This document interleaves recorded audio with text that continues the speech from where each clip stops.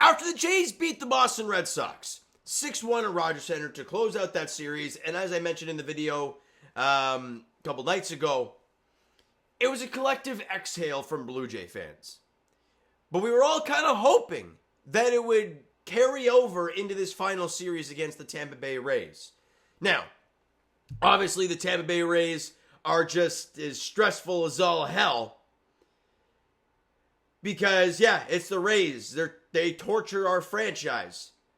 But the Jays went into yesterday, and they did a job. Nathan LUKES leading the charge. Yeah, Nathan LUKES leading the charge. Yes, 2 days ago it was Dalton Varsho, and then it was George Springer. And Nathan LUKES got it done. Him and George Springer tag team to the top of the lineup. I mean, it was incredible. Only 7 hits for the Blue Jays. Those two guys had 4 of them. Right? Top of the first inning, Shane Bieber had a quick 1-2-3, and we're like, vibes are high at Rogers Center. You know, then you go to the bottom half of the first inning. George Springer, leadoff double off of Adrian Hauser. And then Nathan LUKES singles up the middle, and we're like, oh, vibes are so back. The Jays lead at 1-0. But then the bottom half of the second inning rolls around, and Junior Caminero hits a deep fly to right field and is gone for his 45th homer. It's 1-1. Next batter, Jonathan Aranda, hasn't played since July 31st. Yeah, he's back. 93 down the middle, kabang. And it's a solo shot, and it's 2-1 for the Tampa Bay Rays.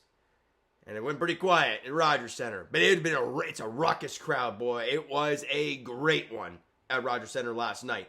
And the Jays, as per usual, they counter in the next inning, right? After Alejandro Kirk strikes out, Dalton Varsho drills a ball to right field. And to the gap, it's a double for Varsho. So now you've got a guy at second with only 1 away. Tony Tater strikes out swinging. But then Andres Jimenez comes up, draws a walk. Great stuff. Or no, completely missed that. Completely skipped over what actually happened, because Ernie Clement gets a base hit on a broken bat single to right field. Kind of bloops in there. A little soft liner, I guess you want to call it. And in comes Dalton Varsho, and the Blue Jays, just like that, have tied it again. It's 2-2. And a bunch of zeros get thrown up for both teams, but in the bottom half of the 5th inning, after Andres Jimenez pops up in the infield to start the inning, George Springer singles to center field, and they were like, okay, all right, hey, we're in business here. And then Nathan LUKES drives one to deep right field, and it's gone! A 2-run shot for Nathan freaking LUKES. And the Jays have retaken the lead, and they're up by 2. It's 4-2. A big swing for him, a big swing for the Blue Jays. And they get a big home run. It's awesome. But how's the rest of the guys? How are they gonna settle in? Well, Shane Bieber does a good job in the 5th, and freaking Mason Fluharty. After you had a bullpen day yesterday, you knew a lot of guys were not going to be available. So you wanted to get more than 5 out of Bieber, but fine. Other than 2 solo shots, which I believe that's exactly what happened in his last outing. Allows 2 solo shots and nothing more. You know, he throws 90 pitches. I'm kind of shocked they maybe didn't push him a little bit more. But regardless, Mason Fluharty goes 2 innings, does not allow a base runner, and strikes out 4. Absolute dog. You know, it's a Fluharty party. He has been outstanding. You look at his last little bit for this Blue Jays team, man. I mean, he has not allowed an earned run since August 15th against Texas, albeit he was gone for basically a month. So I guess there's that. But he allowed that 1 run, and the only other time he actually got teed off on was that August 1st against the Kansas City Royals. And then from there, he has allowed 1 earned run. Fluharty has been outstanding for this team. He was incredible last night. Incredible job. Tommy Nance out there in a hold scenario in the 8th inning. Holy crap. Tommy Nance to do it. He gets 2 guys, allows a single. And then Brendan Little goes out there and does his human heart attack thing, walks the guy to put the tying run on, but then gets the out to end the inning. And then Jeff Hoffman goes out there in the 9th inning and doesn't allow a hit, but walks 2, and we're all sweating. But he gets the little chopper, a great pitch.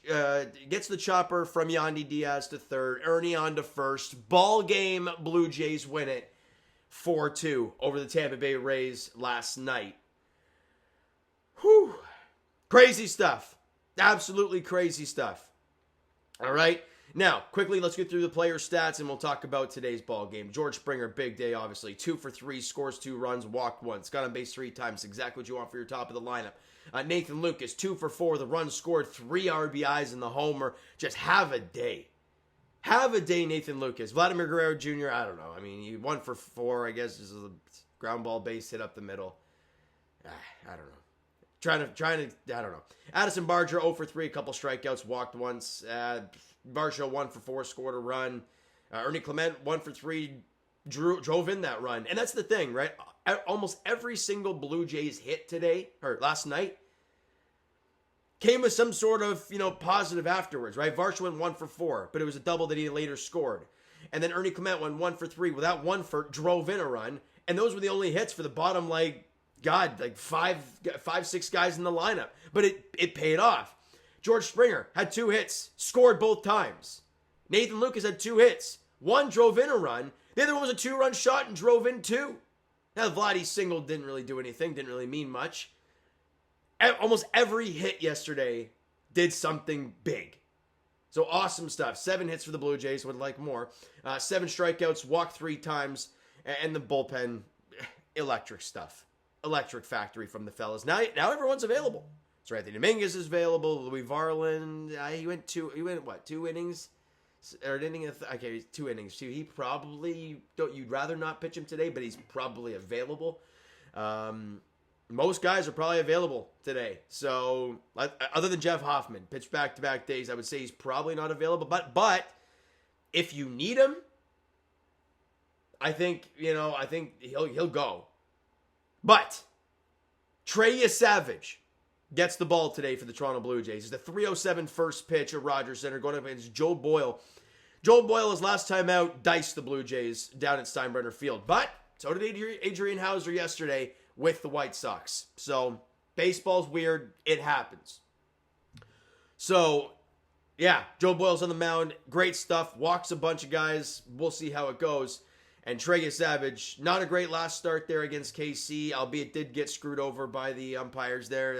On that trap of the catch from Dalton Varsho. Or no, was that the trap one, or was that? Yeah, I think it was the trap one.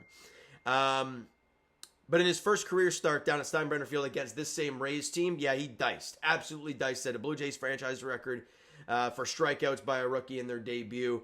I mean, did all of that kind of stuff. So he gets the ball today. First start at Rogers Center in this environment. Have a day, kid. Let's go, Trey. And let's go, Blue Jays. All right, so you know what, guys? That's going to do it for this one. And the Yankees actually start at 1 o'clock. Tomoyuki Sagano versus Cam Schlittler. So, doesn't look good for us there. Do your own job. That's all I got to say. All right, so you know what, guys? That's going to do it for this one. If you enjoyed the video and the dub last night, hit the like button. Do appreciate that. Hit the subscribe button. You guys not done so already. Comment down below your thoughts on the video, thoughts on the game. Would you like, would you not like from yesterday's game for the Toronto Blue Jays? Twitter or Discord, Instagram, TikTok. All that stuff is down below. And I will talk to you guys. Obviously, I'll talk to you guys later tonight, Leafs edition, preseason-wise, Game 4 there, whatever. For the Toronto Blue Jays, 3:07 first pitch at Rogers Center. Game 2, do a job, win. I mean, the Yankee game would be pretty much over by the time our game starts. So you'll kind of have an idea what you have to do. If the Yankees lose, then if you win, you're AL East champs. The Yankees win, you got to do your job.